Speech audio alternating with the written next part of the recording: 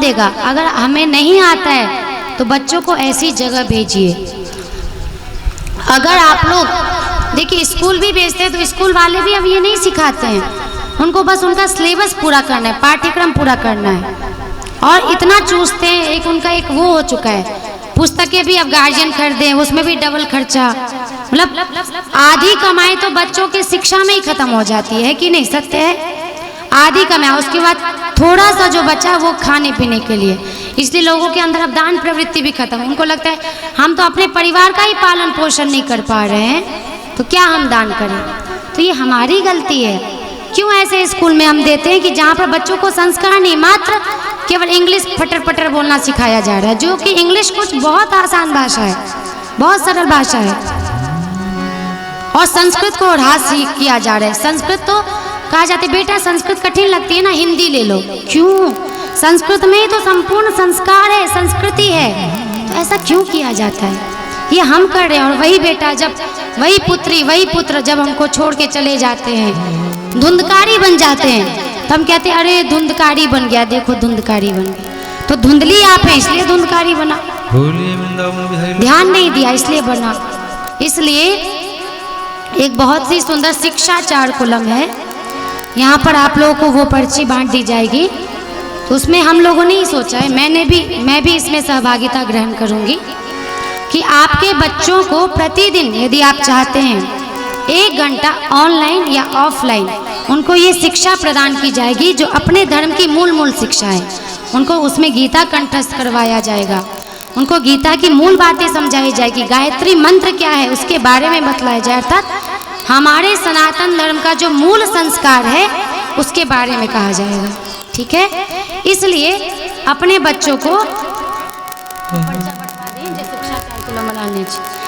तो वो आप लोग देखिएगा और वहाँ पर निश्चित भेजिएगा, क्योंकि उसमें मैं भी उनको वो शिक्षा प्रदान करूँगी।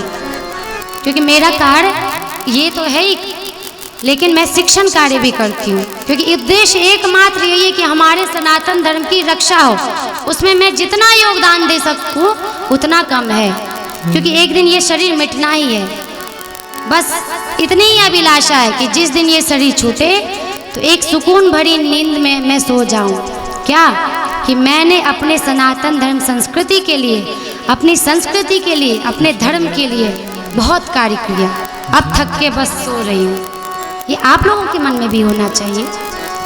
थक के सोना है हमेशा के लिए, लेकिन कुछ अपने धर्म के लिए करके, अपने धर्म के लिए बलिदान देके, अपने धर्म के लिए सर्वस्व अपना अर्पण करके।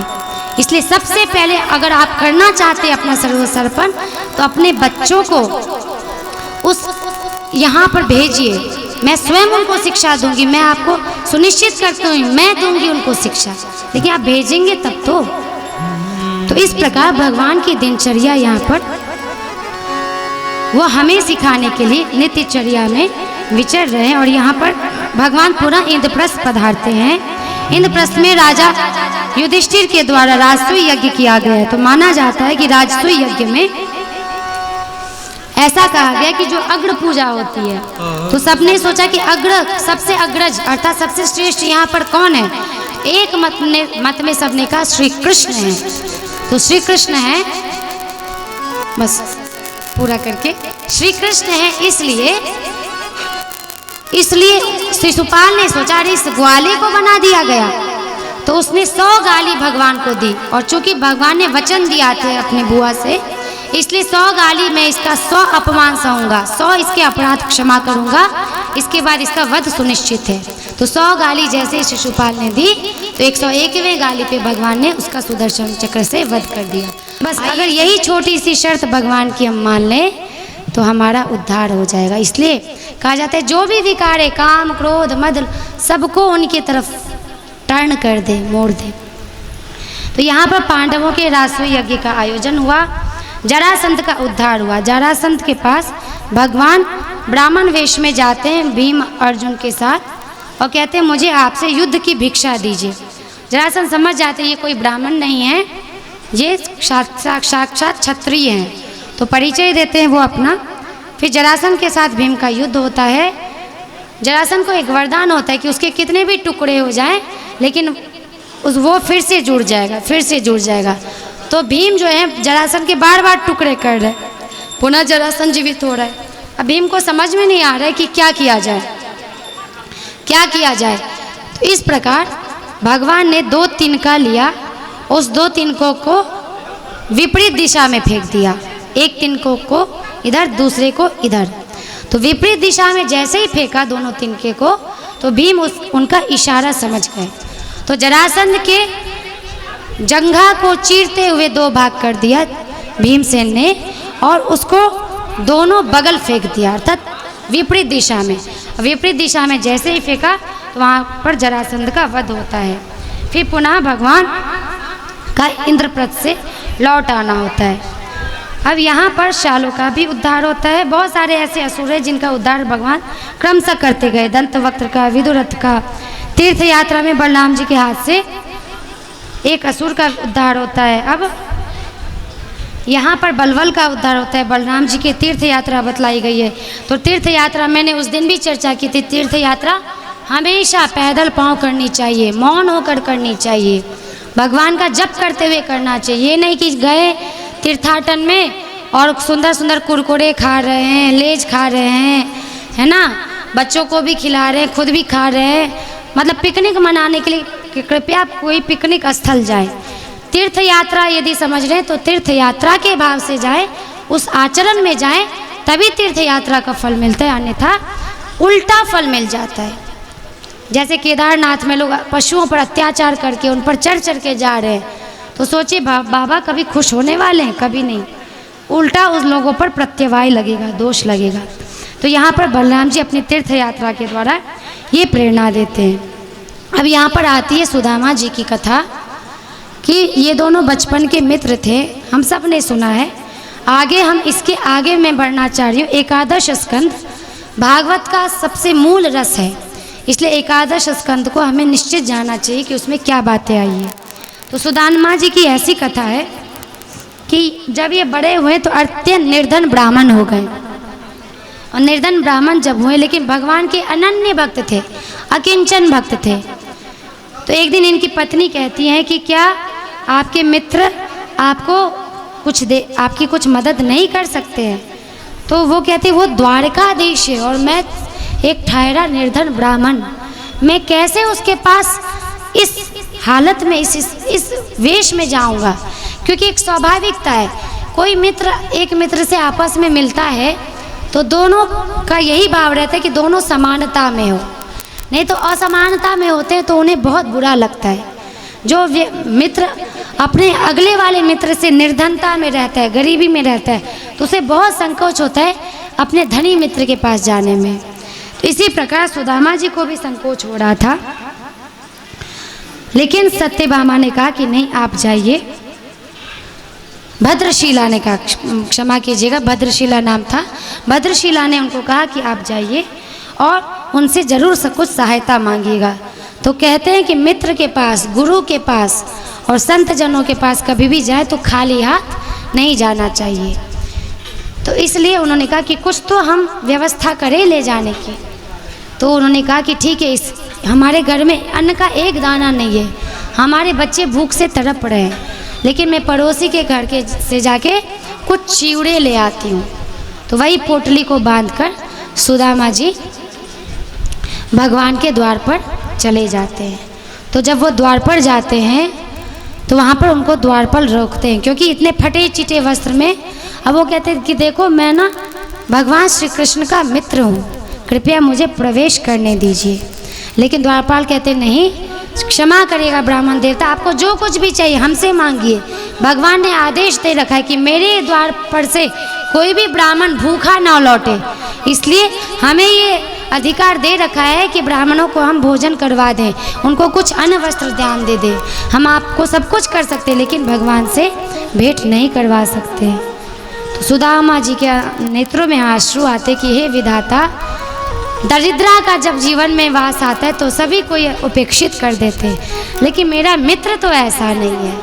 मेरा मित्र दरिद्रता नहीं देखता है, मेरा मित्र लोगों का मन देखता है, उसका मन कितना समृद्ध है, उसका धन, उसका तन कितना समृद्ध है। मेरा मित्र ऐसे देखने वालों में से नहीं है। फिर मेरे मित्र के द्वारपाल ऐसे कैसे हो गए? ऐसा ही चिंतन करते हुए, ऐसा चिंतन करते हुए वो पुनः द्वारकापुरी से लौट आते हैं। अर्थात रास्ते में ही जब रहते हैं तो भगवान को ये समाचार मिलता है कि साक्षात मेरा मित्र ब्राह्मण सुदामा आया है। तो वो जैसे ही ये सुनते हैं सेवक के द्वारा, तो फिर दौड़ते दौड़ते दौड़ते, अर्थात उनका महल बहुत बड़ा है, दौड़ते दौड़ते दौड़ते जाते हैं सुदामा जी के पास। और तब तक सुदामा जी एक कदम आगे बढ़ाते हैं, फिर पीछे मुड़ के देखते हैं कि शायद मेरा मित्र मुझे लेने आ रहा होगा। फिर एक कदम बढ़ाते हैं, फिर पीछे मुड़ के देखते हैं कि शायद मेरा मित्र लेने आ रहा होगा। लेकिन उनको लगता है कि नहीं, शायद मेरा कृष्ण भी मुझे भूल गया है। गुरुकुल में वो तो किसी से भेदभाव नहीं रखता था, वो साक्षात मानव परम पुरुष ही है। तो फिर ऐसा व्यवहार, क्या राजा बनते हुए ही सबको अहंकार आ जाता है? ये तरह तरह के द्वंद्वों से सुदामा जी चले। एक तरफ कह रहे कि नहीं नहीं ऐसा नहीं हो सकता, एक तरफ कह रहे नहीं, जब कोई व्यक्ति के पास धन आता है तो उसके पास अहंकार भी आ जाता है, तो क्या मेरा मित्र भी अहंकारी हो गया? ये सब सोच रहे हैं। तो तभी एक बड़ा सुंदर भजन है, आप सभी साथ में गाइएगा। चले श्याम सुंदर से मिलने सुदामा, गाते चले मन में हरे कृष्ण रामा। चले श्याम सुंदर से मिलने सुदामा, गाते चले मन में हरे कृष्ण रामा। कंधे पे डोरी लोटा लटकाए, संदुल की पोटली बगल में दबाए। चले श्याम सुंदर से मिलने सुदामा, गाते चले मन में हरे कृष्ण रामा, हरे कृष्ण रामा।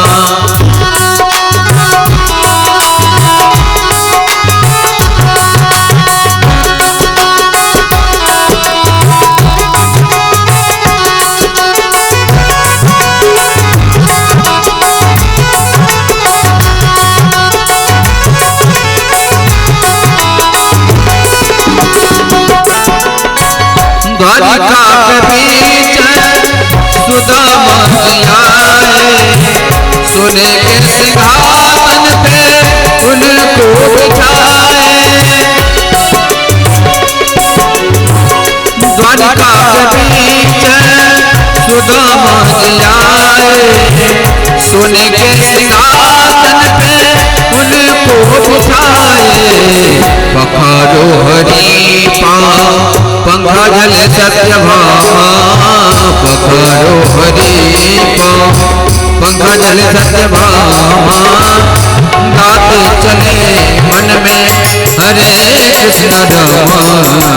चले श्याम सुंदर से मिलने सुदामा, गाते चले मन में हरे कृष्ण रामा, हरे कृष्ण रामा, हरे कृष्ण रामा।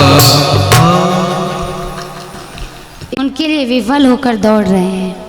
पुनः द्वार पर आकर कुछ दूरी पर सुदामा जी चले गए थे बीच नगर में। तब जाके मेरे मित्र सुदामा, ओ मेरे मित्र सुदामा, मुझे छोड़कर कहाँ जा रहे हो? ऐसा भगवान करुण पुकार जब करते हैं तो सुदामा जी के हर्ष की सीमा नहीं होती। वो समझ जाते कि नहीं, मेरा कृष्ण परिवर्तित नहीं हुआ है। यहाँ भी भगवान हमें दिखा रहे हैं कि दुनिया परिवर्तित हो जाए। दुनिया केवल पैसे को देखती है, व्यक्ति के रूप को देखती है, सौंदर्य को देखती है, लेकिन भगवान केवल व्यक्ति के मन को देखते हैं, अपने में अनन्य चिंतन को देखते हैं। तो यहाँ पर सुदामा जी को समझ में आ गया कि मेरी भूल थी कि मैं न जाने क्या क्या चिंतन करने लगा था। फिर दोनों मित्र परस्पर गले मिलते हैं और अपने महल में ले जाकर उनको राशि ठाट बाट से रखते हैं, उनके चरण धोते हैं और उनके चरणामृत का पान करते हैं।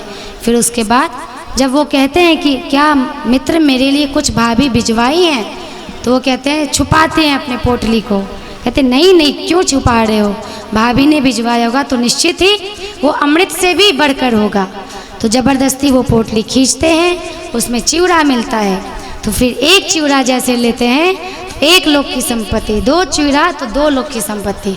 रुक्मणी जी को लगा कि भगवान तो इतने उदार हैं, अपनी द्वारिका भी दे देंगे सुदामा जी को, तो उनको लगा कि ऐसा ना हो जाए, फिर हम द्वारिका वासी कहाँ रहेंगे, इसलिए एक तुरंत वो कलाई पकड़ लेती हैं और फिर भगवान को कहती है हमें भी तो प्रसाद ग्रहण करने का अवसर दीजिए, ऐसा कहकर उनसे पोटली ले लेती हैं। फिर उसके बाद जैसे ही सुदामा जी जाते हैं अपने नगर में, देखते हैं सब कुछ परिवर्तित, झोपड़ी महल बन गया है, नगरवासी एक एक नगरवासी सभी जो झोपड़ी में रहते थे वो भी महलों में रहने लगे हैं। उनकी पत्नी सुंदर सुंदर आभूषणों से युक्त होकर उनके लिए स्वागत करने आती हैं। उनको लगता है अरे इसने कहीं दूसरा विवाह तो नहीं कर लिया मेरे जाते ही, ऐसा तो नहीं है। तो बोला नहीं स्वामी, ये साक्षात आपके मित्र की उदारता करुणा का ये प्रतीक है, ये महल, ये वैभव, तो आपके मित्र ने ये व्यवस्था की है। फिर जब नारद जी आते हैं उनको समझाते हैं तो उनको समझ में आता है, फिर उनके आँखों से अश्रुधार की धारा बहने लगती। तात्पर्य कि हम भगवान के लिए थोड़ा चिंतन करते हैं और वो ना जाने हम पर अपना सर्वस्व लिटा देते हैं। उनको कुछ नहीं चाहिए, बस एक अनन्य भक्ति, अनन्य भजन, नाम, हरे नाम हरे नाम हरे नाम एवं केवलम। भगवत नाम ही अगर हम ग्रहण करते रहे, दिन रात करते रहे, उसमें यदि हमारी पूजा छूट जाए, घर के कार्य छूट जाए, तो भी सत्य मानिए कि भगवान हमारे हो जाएंगे। लेकिन कुछ भी छूट जाए, लेकिन भगवान नाम हमारे मुख से नहीं छूटना चाहिए। एक नियम बना लीजिए कि भगवत चिंतन के लिए दिन का कुछ भाग तो मुझे देना ही देना है। अब ये जीवन कितना बिता लिया, किसी के 60 वर्ष हो गए होंगे, कोई 35, कोई 36, कोई 70 में प्रवेश कर रहे होंगे, और क्या मृत्यु का ठिकाना है? आवश्यक है कि 100 वर्ष ही जी के मरेंगे हम, कोई 25 में भी मर जाते हैं, कोई तो 2 वर्ष जन्म हुआ और मर गए, तो मृत्यु का कोई ठिकाना नहीं है। इसलिए बारंबार शास्त्र में निर्देश दे रहे कि हम क्या करें, भगवान नाम का संकीर्तन जप हमेशा करते रहें। इस प्रकार बहुत सारी घटनाएं घटती हैं। वसुदेव जी का यज्ञोत्सव होता है, फिर ब्रह्म ज्ञान का उपदेश होता है, देवकी के 6 पुत्रों को भगवान लौटाते, फिर उनको वो वात्सल्य स्नेह देकर फिर उनकी मुक्ति हो जाती है। सुभद्रा जी का हरण होता है, अर्जुन से विवाह होता है, भगवान का मिथिलापुरी में जाना होता है। देखिए ध्यान से जानिए, मिथिलापुरी कितनी महान है कि द्वापर युग में आकर भी भगवान मिथिलापुरी को भूले नहीं। वो अयोध्या नहीं गए, अब यहाँ पर कंपैरिजन नहीं करें, लेकिन हाँ तुलनात्मक ढंग से देखें तो अयोध्या से भी प्रिय है उनको अपना ससुराल मिथिलापुरी। सासुर क्यों छोड़े छे। हाँ सही कहलिए। तो यहाँ पर क्या हुआ कि मिथिलापुरी में, अच्छा मिथिलापुरी विशेष क्यों है, क्योंकि यहाँ विदेहों की नगरी है। तो यहाँ पर 2 उनके परम भक्त हैं, राजा जनक और श्रुतदेव ब्राह्मण। तो श्रुतदेव ब्राह्मण के भी घर भगवान जाते हैं और राजा जनक के भी, क्योंकि भगवान को ऐसा लगता है कि अगर मैं किसी एक के घर गया तो दूसरे को ये कष्ट हो जाएगा कि शायद मैं भगवान की भक्ति में अभी उतना नहीं हो पाया, मैं भगवान का परम भक्त नहीं हो पाया। भक्त को सबसे ज़्यादा लोभ इस बात का नहीं होता है मेरे पास कितना धन आया, मेरा यश कितना फैला, नहीं, उसको एक ही लोभ होता है कि मैं भगवान का परम भक्त कब बनूंगा, भक्तों में सर्वश्रेष्ठ स्थान मेरा कब होगा। वो सर्वश्रेष्ठ स्थान भगवान के प्रति दैन्य भाव होने से होता है। तो इसलिए दोनों को कष्ट ना हो, इसलिए एक साथ एक समय में भगवान 2 रूप धारण करते हैं, 2 शरीर धारण करते हैं, और एक शरीर से श्रुतदेव ब्राह्मण के घर जाते हैं जो अत्यंत निर्धन है, और एक शरीर से राजा जनक के घर जाके उनका आतिथ्य स्वीकार करते हैं। और यहाँ पर राजा जनक, देखिए जनक एक पद है, लेकिन उस समय राजा का नाम था बहुलाशो। क्या नाम था? बहुलाशो। बहुलाशो राजा के घर जाते हैं और राजा उनसे प्रार्थना करते हैं, भवानी सर्वभूतानां आत्मा साक्षी स्वदृग् विभो अथ नस्त्वत्पदाम्भोजं स्मरतां दर्शनम गत। हे प्रभु, आप समस्त प्राणियों के आत्मा साक्षी एवं स्वयं प्रकाश है, हम सदा सर्वदा आपके चरण कमलों का स्मरण करते रहते हैं। इसी से आपने हम लोगों को दर्शन देकर कृतार्थ किया है। अर्थात अनन्य जब हम भगवान का स्मरण करते हैं तो एक दिन भगवान हमारे भी घर आएंगे, हमें भी दर्शन मानेंगे, ये सच मानिए। बस एक ही बात वो कह रहे हैं, अनन्य स्मरण। कोई चित्त में कोई व्यक्ति कोई वस्तु नहीं होनी चाहिए, केवल भगवान, केवल भगवान। इस प्रकार भगवान की वेद स्तुति के द्वारा प्रार्थना की जाती है और वेद स्तुतियाँ स्वयं ऋचाएँ आकर भगवान का वंदन स्तवन करती हैं। शिव जी का संकट मोचन है। भृगु जी के द्वारा त्रिदेवों की परीक्षा ली जाती है। तो त्रिदेवों की परीक्षा में आप सबको पता है कि ब्रह्मा जी के पास जब वो जाते हैं तो उनको नमन नहीं करते हैं, तो ब्रह्मा जी को तनिक क्रोध आ जाता है कि ये मेरी संतानों के मुझे प्रणाम नहीं किया। तो वहाँ भी वो श्रेष्ठता उनकी खत्म। फिर शिव जी के पास जाते तो वहाँ भी उनको क्रोध आ जाता है कि उनको वो कुछ अपशब्द कह देते हैं। लेकिन जब वो भगवान विष्णु के पास जाते हैं तो वहाँ एक अपने चरण से एक लात वो शयन किए रहते हैं, एक लात उनके हृदय पर मारते हैं। और जैसे उनके हृदय पर मारते हैं तो भगवान उठ के बैठ जाते हैं और अपने आसन पे भृगु जी को बिठाते हैं, उनके चरणों को दबाने लगते हैं। और उनके चरणों में जो अहंकार था, मानो उस अहंकार को भगवान ने दबाया और तुरंत भृगु जी को चेतना आई कि अरे मैं कितना बड़ा अपराध कर बैठा, भगवान के हृदय पर अपना चरण रखा, बहुत बड़ा अपराध हुआ। लेकिन फिर मुनियों में ये आता है कि अगर विनम्रता में, सहजता में देखा जाए तो सर्वश्रेष्ठ कौन है? हमारे साक्षात श्री नारायण। अब यहाँ पर भगवान के लीला विहार का वर्णन है। अनेक लीला विहार भगवान ने किया बचपन से लेकर अभी तक। यहाँ पर दसम स्कंद की समाप्ति होती है। बोलिए श्री सुखदेव जी महाराज की जय, श्री कृष्णचंद्र भगवान की जय। ओम नमो भगवते वासुदेवाय, ओम नमो भगवते वासुदेवाय, ओम नमो भगवते वासुदेवाय। अब हम एकादश स्कंद में प्रवेश करेंगे। तो यहाँ पर यदुवंशियों को भगवान श्री कृष्ण ने हमारे पूर्वज है, हमारे साथ है, इस बात का अहंकार, मतलब कहा जाता है ना, जब ऐश्वर्य बढ़ जाता है, जब नाश मनुज का छाता है तो पहले बुद्धि मर जाता है, अर्थात बुद्धि विनाश काले विपरीत बुद्धि। तो यदुवंशियों में सांब को आगे रख के क्या किया, सांब को स्त्री वेश में करके तकिया सबको भर के उनको गर्भवती बना दिया गया। और ऋषि मुनियों से पूछा गया कि हे ऋषि मुनि बताइए, ये हमारी कुल की स्त्री है, ये गर्भवती है और अभी अभी ये गर्भ को संतान को उत्पन्न करने वाली है, तो कृपया आप बताइए कि इसको पुत्र होगा अथवा पुत्री। ये अत्यंत उत्सुक है ये जानने के लिए, क्योंकि आप तो सर्वद्रष्टा हैं, सब कुछ जानते हैं, इसलिए आप क्या हमें बताने की कोशिश करेंगे कि ये इसके गर्भ में कौन है। तो ऋषि मुनियों को आश्चर्य लगा कि भगवान कृष्ण के वंश में होते हुए भी ये इनकी इतनी कपट बुद्धि कहाँ से आ गई, इतनी छल बुद्धि, इतनी पाप बुद्धि कहाँ से आ गई, जो हम ऋषि मुनियों की ये परीक्षा ले रहा है। तो ऋषि मुनि कहते हैं, एवं प्रलब्धा मुनया स्थान ऊंचू कुपिता नृप जनयिष्यति वो मंदा मुसलम कुल नाशनम, कि हे मूर्खो, यह एक ऐसा मुसल पैदा करेगी जो तुम्हारे कुल का नाश करने वाला होगा। तो ऐसा सुनकर ही ये जो भगवान के पौत्र इत्यादि हैं वो सब डर जाते हैं। तच्छ्रुत्वा तेति संत्रस्ता विमुच्य सहसोदरम सांबस्य ददृशुस्तस्मिन् मुसलम खलु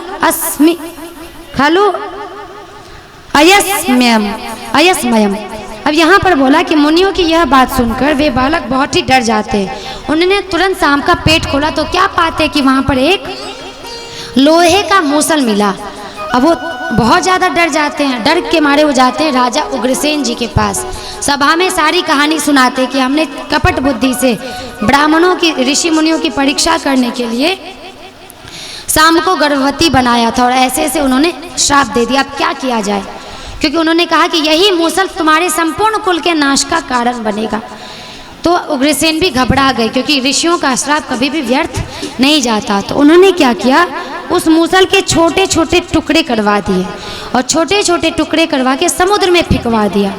और जैसे ही समुद्र में फेंकवा दिया तो उस लोहे के टुकड़े को एक मछली निगल गई, और मछली जब उसको निगल गई तो चूड़ा तरंगों के साथ बह बहकर समुद्र के किनारे वो एक आ लगा। कुछ मूसल को तो मछली निगल गई और कुछ मूसल बह बहकर तरंगों के साथ एक किनारे आ लगा। वही थोड़ी दिनों में एक एरक अर्थात बिना गांठ की एक घास होती है, उस घास के रूप में परिवर्तित होकर उगाया। मछली मारने वाले मछुआरों ने समुद्र में दूसरी मछलियों के साथ उस मछली को पकड़ा।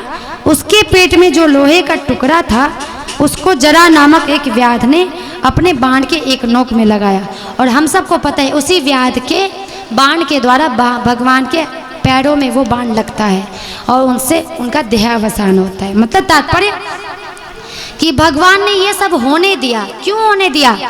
क्योंकि अगर उनके वंश में भी उनके संबंधी भी पापी हो गए तो उस पापी का वध करना, उस पापी का नाश करवाना भगवान का एकमात्र कर्तव्य था। क्योंकि साक्षात भगवान ने कह रखा है, अभ्युत्थानम अधर्मस्य तदात्मानं सृजाम्यहम् परित्राणाय साधुना, अर्थात धर्म की रक्षा और अधर्म का विनाशी साधुओं को तुष्टि देने के लिए और असाधुओं दुष्टों का काल बनने के लिए भगवान प्रकट होते हैं, अवतार लेते हैं। इसलिए वो किसी मोह माया में नहीं फंसते हैं। अब यहाँ पर वसुदेव जी के पास श्री नारद जी आते हैं, उन्हें राजा जनक तथा 9 योगीश्वरों का संवाद सुनाते हैं। तो राजा जनक की सभा में, अच्छा देखिए मिथिलापुरी क्यों इतनी महान है? केवल श्री सीता जी जन्मी है इसलिए भी महान है, लेकिन ध्यान दीजिए कि इस मिथिलापुरी में हमेशा शास्त्रार्थ होते थे। आपको बता दो कि राजा जनक के ही शास्त्र, उसमें गार्गी और मार्कंडेय का शास्त्रार्थ हुआ है, जिसमें गार्गी ने अपने प्रश्नों से बहुत बार मार्कंडेय को निरुत्तर किया, लेकिन अंत में मार्कंडेय की जीत होती है। तो तात्पर्य ये है कि मिथिलापुरी ब्रह्म ज्ञान विषयक चर्चा के लिए ही ये स्थापित हुआ था, इसकी स्थापना हुई थी। लेकिन आजकल क्या है? आज ब्रह्म विषयक चर्चा होती है, आज ब्रह्म विषयक चर्चा होती है। जो अच्छे अच्छे विद्वान है, ब्राह्मण है, उनके मुख से भी ब्रह्म की चर्चा या ज्ञान विज्ञान की चर्चा नहीं होगी। क्या चर्चा होगी? ये राजनीति में आज देखो ये पार्टी जीतेगी तो वो जीतेगा, तो ये होगा तो वो होगा, अरे उस घर का पुरुष ऐसा है, स्त्री को ऐसे रहना चाहिए, पुरुष को, मतलब कुछ कोई लॉजिक वाली बात ही नहीं करते जिससे अपने जीवन में सुधार हो। जिसकी चर्चा कर रहे हैं वो अपना जीवन सुधार कर रहा है, अपना कमा रहा है, अपना यश फैला रहा है, उससे हमें क्या लाभ मिलेगा? तो मिथिलापुरी शास्त्रार्थ के लिए जाना जाता था, जहाँ ज्ञान विज्ञान के शास्त्रार्थ में सभी मग्न रहते थे, ओत प्रोत रहते थे।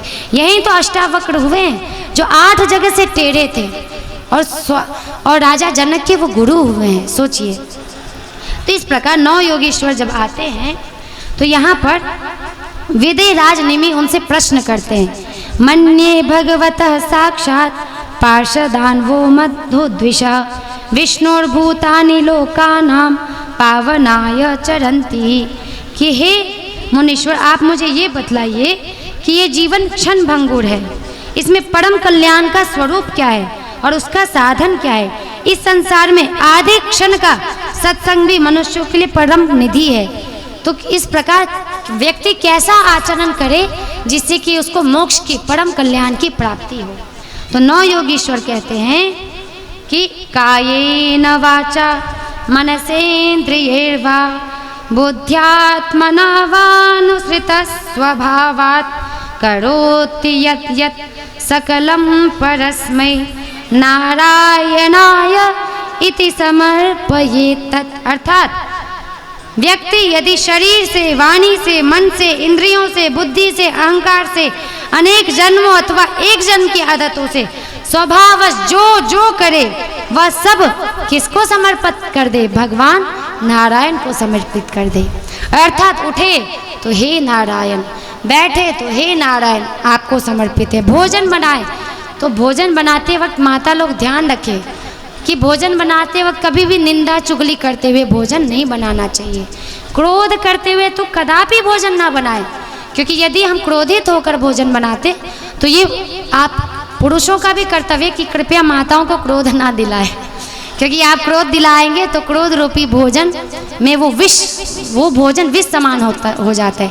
जिस समय माता भोजन बनाए तो कभी भी माहौल ऐसा बना के रखना चाहिए कि उनको क्रोध ना दिलाया जाए, क्योंकि क्रोध रूपी भोजन तामस भोजन होता है। और वो तामस भोजन जैसे ही हम ग्रहण करते हैं उससे हमारा शरीर जो होता है वो रोगग्रस्त होता है, हमारी बुद्धि भ्रमित होती है, हमारे अंदर जो एकाग्रता की शक्ति है, सद्बुद्धि है, सब खत्म हो जाती है। इसलिए भोजन बनाने के वक्त हमेशा भगवान नामोच्चारण करते हुए ही भोजन बनाने चाहिए। कभी भी विकारों से युक्त होकर भोजन ना बनाए। तो करें क्या? मोबाइल है तो मोबाइल में भगवान का भजन चला दीजिए अथवा कोई सत्संग चला दीजिए। सत्संग सुनते ही, भगवान का भजन सुनते ही भोजन बनाया करें, इस बात का ध्यान रखें। इस प्रकार कह रहे हैं कि जो भी कर रहे हैं भगवान को यदि कोई भी व्यक्ति समर्पित कर देता है तो उसे निश्चित ही परम कल्याण की प्राप्ति होती है। इस प्रकार नव योगीश्वरी का माया से पार होने का उपाय ब्रह्म और कर्म योग का निरूपण है। आप सब ये बात तब समझेंगे जब आप लोग पहले श्रीमद् भगवद गीता पढ़ेंगे, क्योंकि भागवत पश्चात पढ़ना चाहिए। प्रवेश द्वार है, जैसे ब्रिज कोर्स समझते हैं ना, हर कोर्स में ब्रिज कोर्स होता है, तो ब्रिज कोर्स श्रीमद् भगवद गीता है। भगवद गीता पहले पढ़िए, उसके बाद वो बहुत सरल तरीके से समझाया गया, वो जब समझ में आ जाए तब हमें भागवत में प्रवेश करना चाहिए, क्योंकि इसमें बहुत सूक्ष्म, बहुत जटिल बातें हैं जो सामान्य बुद्धि में नहीं आती। फिर भगवान के अनेक अवतारों का वर्णन है, भक्तिहीन पुरुषों की गति क्या है और भगवान की पूजा विधि क्या है ये बताते हैं। तो कहते हैं भक्तिहीन पुरुष कैसे रहते हैं, तो कह रहे हैं विप्रोराजन्य वैश्यो च हरे प्राप्तः पदान्तिकं श्रौतेन जन्मनाथापि मुह्यन्त्यात्मानायवादिनः कर्मण्येको विदः स्तब्धा मूर्खा पंडितमानिनः वदन्ति चाटुकान् मूढ़ा यया माध्या गिरोत्सुका। अर्थात जो मूर्ख व्यक्ति हैं वो वेद के असली तात्पर्य को ना समझकर अर्थवाद में लगे रहते हैं और कर्म का रहस्य न मानकर मूर्ख होने पर भी अपने आप को पंडित मानते हैं। और क्या करते हैं? और अभिमान में अकड़े रहते हैं कि मेरे से ज़्यादा विद्वान कौन, क्योंकि विद्या ददाति विनयम। जो व्यक्ति अभिमान में अकड़ा है समझिए वो विद्वान है ही नहीं, विद्या हमेशा विनय देता है। तो अभिमान में अकड़े रहते हैं और वस्तु शून्य शब्द माधुरी के मुंह में चटकिली भड़किली बातें कहा करते हैं, सुनते हैं। रजोगुण की अधिकता के कारण उनके संकल्प बड़े बड़े होते हैं, कामनाओं की सीमा नहीं होती। होता है कि ये घर बना लेंगे, ये गाड़ी खरीद लेंगे, मतलब मंगल ग्रह पर चले जाएंगे, चंद्रमा पे चले जाएंगे, लेकिन स्वप्न टूटता है तो कहते हैं अरे हम तो छोटे से झोपड़ी में हैं। तात्पर्य बड़े बड़े अनुमानों को गूंथ के रखते हैं कि जीवन में केवल धन ही धन कमाना है, पैसा ही कमाना है, परिवार को ही बनाना है और उसके अलावा कहीं उनका ध्यान ही नहीं जाता। भोग ही भोग करना है, भोग में ही हमेशा वो रत रहते हैं। और इसके बाद कह रहे हैं कि भगवान की पूजा विधि क्या है। कलयुग में भगवान का श्री विग्रह होता है, बहुत सा सब युगों का पूजा विधि बतला, लेकिन हम लोग कलयुग में हैं इसलिए हमें जानना चाहिए कि भगवान की पूजा विधि कलयुग में कैसी करनी चाहिए। तो कह रहे हैं इति कृष्ण वर्णम त्विषा कृष्णम सांगोपांगास्त्र पार्षदम यज्ञ संकीर्तन प्राय यजंती ही सुमेधस। अर्थात कलयुग में भगवान के श्री विग्रह का वर्ण होता है कृष्ण, अर्थात काले रंग के होते हैं भगवान। त्रेता में श्वेत होते हैं, द्वापर में थोड़े भूरे रंग के, फिर द्वापर में भूरे रंग के होते हैं, फिर किसी में पीत रंग के होते हैं और अभी कलयुग में कृष्ण वर्ण के होते हैं। इसलिए माना जाता है कि जो जगन्नाथ भगवान है वो ही साक्षात कलयुग के देवता है, क्योंकि इनका वर्ण देखिए क्या है, इनका वर्ण काला है ना, काले कलूठे हैं बैठे हुए हैं, तो ये काला वर्ण है इनका और साक्षात रूप से विराजमान है कलयुग में। और कहते हैं कि कलयुग में भगवान की भक्ति कैसे की जाए, तो कहते हैं इस प्रकार की जाए कि भक्त ये प्रार्थना करे कि ध्येयम सदा परिभवग्नम अभीष्ट दोहम तीर्थास्पदम शिव विरिंचिनुतम शरण्यम भृत्यार्ति हम प्रणत पाल भवाब्धिपोतम वंदे महापुरुष ते चरणारविंदम। अर्थात भक्त ऐसा प्रार्थना करे कि हे प्रभु आप शरणागत रक्षक हैं, आपके चरणारविंद सदा सर्वदा ध्यान करने योग्य है।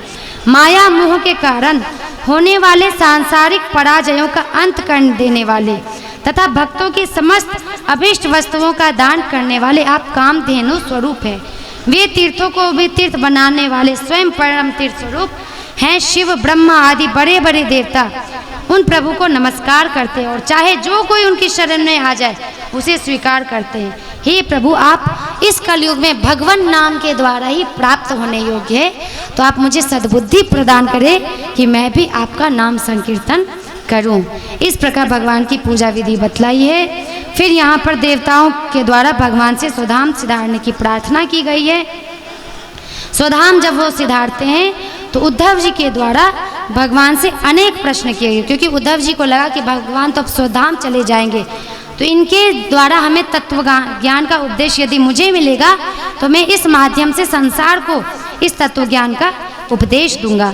तो बहुत सारी सुंदर सुंदर तत्व ज्ञान की बातें यहाँ पर हुई है। और भगवान श्री कृष्ण ने यहाँ पर उद्धव जी के सारे प्रश्नों के शंकाओं का समाधान किया है। थोड़ा सा हम इसके बारे में देख लेते हैं कि सांख्य योग का भगवान ने कैसे निरूपण किया है। तो उद्धव जी पूछते हैं कि हे प्रभु, इस शरीर से छूटने का उपाय, और ये शरीर अलग है, मैं अलग हूँ, इस भाव को हम हमेशा कैसे समझ पाएं। तो भगवान कहते हैं कि गुणानाम असमीशानाम पुमान ये न यथा भवेत तन्मे पुरुष वर्येदम उपधारय संसत। हे पुरुष प्रवर उद्धव जी, प्रत्येक व्यक्ति में अलग अलग गुणों का प्रकाश होता है, उनके कारण प्राणियों के स्वभाव में भी भेद हो जाता है। अब मैं ये बतलाता हूँ कि किस गुण से कैसा कैसा स्वभाव बनता है, उन्हें तुम सावधान होकर सुनो। तो ये कहते सत्वगुण क्या होता है? काम इह शमो दम स्थिति क्षेक्षा तपः सत्यम दया स्मृति तुष्टिस्त्यागो स्पृहा श्रद्धा हृदयादि स्वनिवृत्ति। अतः शम मन का संयम, दम इंद्रियों का निग्रह, तितिक्षा सहन करने की क्षमता, विवेक, तप, सत्य, दया, स्मृति, संतोष, त्याग, विषयों के प्रति अनिच्छा, श्रद्धा, लज्जा अर्थात पाप करने में संकोच, आत्मरति, दान, विनय, सरलता, ये सब किसकी वृत्तियां हैं? सत्वगुण की। रजोगुण की वृत्तियां सुनो, इच्छा, प्रयत्न, घमंड, तृष्णा, ऐंठ जिसको अकड़ कहते हैं, देवताओं से धन आदि की याचना, भेद बुद्धि कि ये शिव अलग हैं, विष्णु अलग हैं, भगवती अलग हैं, ये सब भेद बुद्धि, विषय भोग, युद्ध आदि के लिए मद जनित उत्साह, मतलब जब भी हो लड़ने के लिए उतारू हो जाना। उसके बाद कह रहे हैं अपने यश में प्रेम, अपना यश कहीं भी सुना तो कान लगा के सुनने लगे, अच्छा मेरी प्रशंसा हो रही और सुना और सुनाओ। अब बुराई होती तो वहाँ से तुरंत भाग जाते या उसी को बड़ा बुला कह देते, ये बुद्धि। उसके बाद हास्य, हमेशा मनोरंजन की बातों में ही लगे रहना। आज तो एक क्रम बन गया है कि लोगों को मन नहीं लगता रहता है तो कॉमेडी शो खोल के निकाल देते हैं, हा हा हा करके ठाका लगाते, उसी में समय व्यर्थ जाता है कि नहीं? करिए, ठीक है, मनोरंजन एक सीमा तक, लेकिन वही मनोरंजन जब हमारे मन को कंट्रोल कर लेता है ना, फिर हम मन के दास हो जाते हैं, मन हमारा दास नहीं होता है। हंसना ही है तो भगवान के रूप लावण्य को हंसिए, भक्तों की चरित्र सुन को हंसिए। ऐसी ऐसी भगवान ने लीलाएं की है जहां आपको भयंकर हंसी लगेगी कि अरे ऐसी ऐसी भगवान की लीलाएं हैं।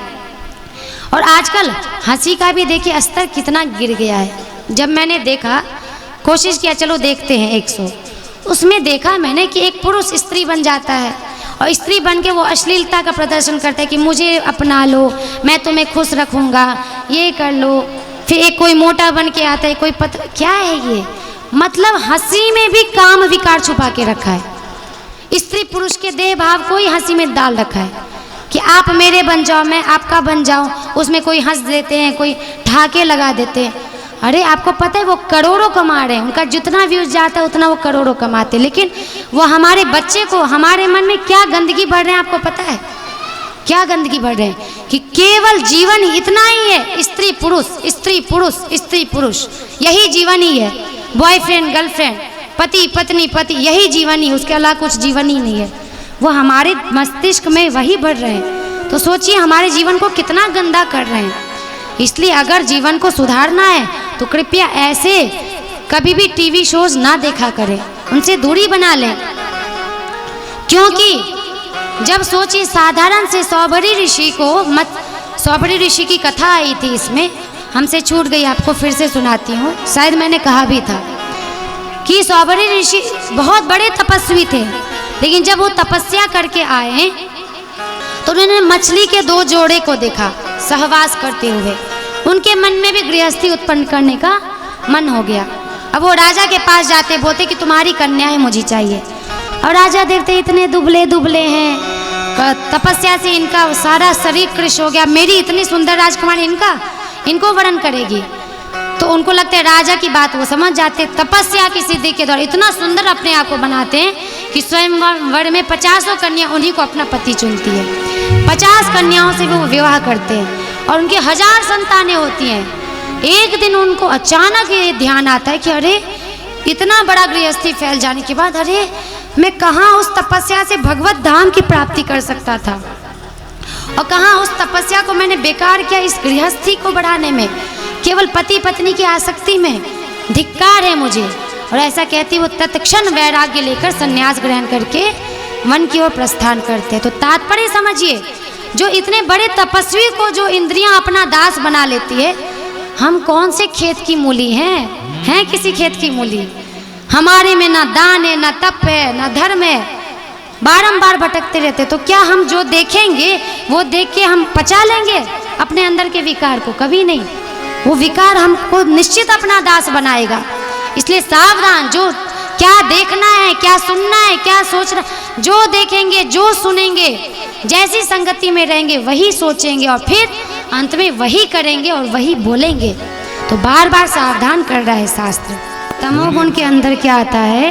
क्रोध, लोभ, मिथ्या भाषण, हिंसा, याचना, पाखंड, श्रम, कलह, शोक, मोह, विषाद, दीनता, निद्रा, आशा, भय और अकर्मण्यता, ये तमोगुण के स्वरूप हैं। तो ये सारे गुण हमारे अंदर ही समाहित है, लेकिन बस उसको सावधान होकर देखते रहना कि कहीं मेरे अंदर तमोगुण रजोगुण तो नहीं आ गया है। इसलिए अगर क्योंकि तमोगुण रजोगुण की अधिकता हो जाती है तो जैसे पुरुरवा राजा की दुर्दशा हुई, ऐसे हमारी भी हो सकती है। वैदिक सूक्त है पुरुरवा उर्वशी का संवाद। इसमें क्या होता है कि पुरुरवा जब तपस्या करते हैं तो ब्रह्मा जी उर्वशी को भेजते हैं पुरुरवा से संतानोत्पत्ति के लिए, लेकिन पुरुरवा उर्वशी में इतने तन्मय हो जाते कि उर्वशी के लाख समझाने पर भी वो उर्वशी लोग को नहीं छोड़ना चाहते। तब उर्वशी जबरदस्ती उन्हीं को छोड़कर चली जाती है। तब वो कहते हैं, अहो मे मोह विस्तार काम कश्मल चेतसः देव्या गृहीत कंठस्य नायु खंडा इमे स्मृता, कि हाय हाय भला मेरी मूर्ता तो देखो, काम वासना ने मेरे चित्त को कितना कलुषित कर दिया। उर्वशी ने अपनी बाहुओं से मेरा ऐसा गला पकड़ा कि मैंने आयु के ना जाने कितने वर्ष खो दिए। मैं यह भी ना जान सका कि सूर्य अस्त हो गया कि उदित हो गया। बड़े खेद की बात है कि बहुत से वर्षों के दिन पर दिन बीतते गए पर मुझे मालूम तक ना पड़ा। हाय ये काम वासना कितनी लुटेरी है। बोधितस्यापि देव्या में सुक्त वाक्ये न दुर्मते मनोगतो महामोहो नापयात्य जितात्मना। उर्वशी ने तो मुझे वैदिक सूक्त के वचनों द्वारा यथार्थ जीवन का यथार्थ बतलाया था, परंतु मेरी बुद्धि ऐसी मारी गई कि मेरे मन का वो भयंकर मोह, भयंकर काम नष्ट ना हो सका। जब मेरी इंद्रियां ही मेरे हाथ के बाहर हो गई तब मैं समझता भी कैसे। जो रस्सी के स्वरूप को ना जानकर उसमें सर्प की कल्पना कर लेता है। जैसे हम रात्रि को चलें और पैर के नीचे आ जाए रस्सी, सीधे कूदी बोले सांप सांप सांप चिल्लाने लगे, सारे घर के लोग एकत्रित हो जाए, कहाँ है सांप सांप सांप? तो कहे अरे देखो सांप मेरे पैर के नीचे आया था। फिर जब लाइट ऑन किया तो देखा अरे ये तो रस्सी है। फिर क्या होगा? डांट मिलेगी, है ऐसे ही हम लोग को बिना मतलब के दौड़ा दिया, ये रस्सी था और सांप तुमने समझ लिया। अब वो बच्चा जो है वो सोचा कि अरे, फिर एक दिन सर्प पड़ जाता है पैर के नीचे। अब कहता है अब जो चिल्लाऊंगा तो फिर डांट पड़ेगी, तो फिर वो सर्प को रस्सी समझ के उठा लेता है और जब लाइट ऑन होती है तो सर्प ऐसे करके फुफकार मारता है, सीधे फेंकता है। तो तात्पर्य है कि ऐसे ही हम जीवन को, माया को सत्य समझ लिए और भगवान को असत्य। जिसको सत्य समझना था उसको असत्य समझ लिया, और जिसको असत्य समझना था उसको सत्य समझ लिया। इसी रस्सी और सर्प की भांति तो निश्चित ही हम निश्चित पतन को प्राप्त होंगे। तो सर्प को सर्प समझे, रस्सी को रस्सी समझे, यही वेदों का निर्देश है। इसके बाद क्रिया योग का वर्णन सब करते हुए बहुत सारे तत्व ज्ञान का भगवान उपदेश देते हैं। फिर उसके बाद कहते हैं कि कलयुग में राजयुग धर्म और कलयुग के दोषों से बचने का उपाय बतलाते हैं। तो बचने का क्या उपाय है? तो एकमात्रमेव नाम संकीर्तनम कले दोष निधे राजन अस्ति ये को महान गुणः कीर्तनादेव कृष्णस्य मुक्त संगः परम व्रजेत कृते यध्यायतो विष्णुम त्रेतायाम यजतो मखहि द्वापरे परिचर्यायाम कलौ तत् हरि कीर्तनात्। अर्थात हे परीक्षित, यूं तो कलयुग दोषों का खजाना है, परंतु इसमें एक बहुत बड़ा गुण है। क्या वह गुण? यही है कि कलयुग में केवल भगवान श्री कृष्ण का संकीर्तन करने मात्र से ही सारी आसक्तियां छूट जाती हैं और परमात्मा की प्राप्ति होती है। सतयुग में भगवान का ध्यान करने से, त्रेता में बड़े बड़े यज्ञ करने से और द्वापर में विधि पूर्वक पूजा सेवा से जो फल मिलता है, वही फल कलयुग में केवल भगवान नाम संकीर्तन से मिलता है। सोचिए भगवान नाम का कितनी महिमा है। अभी हम प्रभु जी लोगों के द्वारा बढ़िया से कीर्तन करेंगे, सब इसमें झूमेंगे, गाएंगे, नाचेंगे, भगवान के नाम संकीर्तन में जोर जोर से गाएंगे। इस प्रकार अभी बस समाप्त कर दें। श्री सुखदेव जी का अंतिम उपदेश होता है। परीक्षित महाराज की परम गति होती है। जन्मेजय का सर्पसत्र होता है। वेदों के शाखा भेद बतलाए गए, वेदों की कितनी शाखा हैं। तो परीक्षित महाराज जी भगवान का स्मरण करते हुए भगवत धाम को प्राप्त करते हैं। एवं विभिन्न पुराणों की श्लोक संख्या बतलाइए, क्योंकि पुराण कितने हैं पता है हमारे? कितने पुराण हैं बतलाइए? 18 पुराण है। तो सोचिए कम से कम एक भागवत महापुराण को भी हम पढ़ लें तो समझिए हमने सबको पढ़ लिया। इस प्रकार यहाँ पर श्रीमद् भागवत का स्वरूप, प्रमाण, श्रोता वक्ता के लक्षण बताए हैं, श्रवण विधि बतलाए और महात्म्य बतलाया कि किस प्रकार का श्रोता उत्तम होता है और किस प्रकार का वक्ता उत्तम होता है। और यहाँ पर कहा है कि जो ब्राह्मण है, जो वो उनको गौ का अर्पण करना। यहाँ भी देखिए गौ माता आ गई। दान में बारंबार कहा जा रहा है कि क्या दान करना चाहिए? गौ दान करना चाहिए। इस प्रकार ये कथा भागवत कैसा है? कृष्ण प्राप्ति करम शाश्वत प्रेमानंद फलप्रदम श्रीमद् भागवतम शास्त्रम कलौ कीरेन भाषितम। श्री सुखदेव जी के मुख से कहा हुआ यह श्रीमद् भागवत शास्त्रों कलयुग में साक्षात श्री कृष्ण की प्राप्ति कराने वाला और नित्य प्रेमानंद रूप फल प्रदान करने वाला है।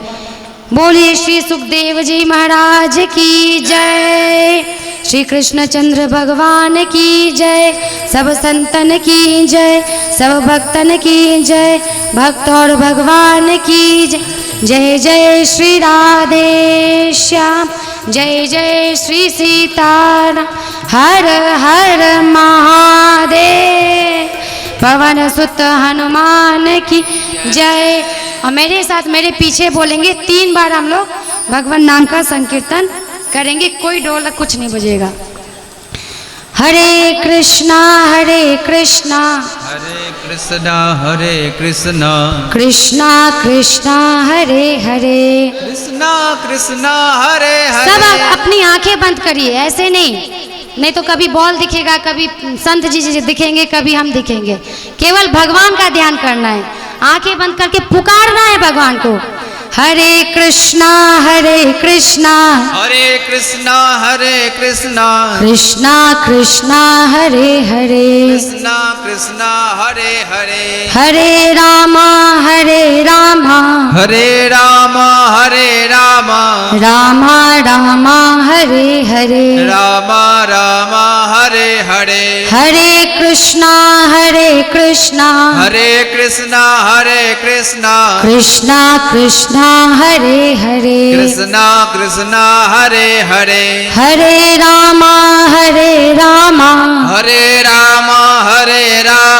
रामा रामा हरे हरे रामा रामा हरे हरे हरे कृष्ण कृष्णा हरे कृष्णा हरे कृष्णा कृष्णा कृष्णा हरे हरे कृष्णा कृष्णा हरे हरे हरे रामा हरे रामा रामा रामा हरे हरे राम राम हरे हरे। बोलिए भक्त वत्सल श्री जगन्नाथ महाराज की जय हो। श्री बलदेव महाराज की जय, श्री सुभद्रा माता की जय, श्री लक्ष्मी देवी की जय, श्री सुदर्शन महाराज की जय। जय जय श्री राधे, जय जय श्री राधे, जय जय श्री राधे श्याम। सबको मिले मिथिला धाम।